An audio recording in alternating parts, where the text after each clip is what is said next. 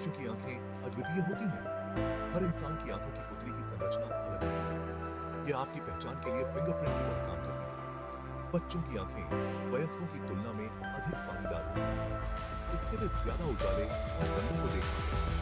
एक सामान्य इंसान की आंखें 1 मिनट में 20 बार झपकती हैं। लेकिन जब हम स्क्रीन पर देखते हैं तो यह संख्या 5 बार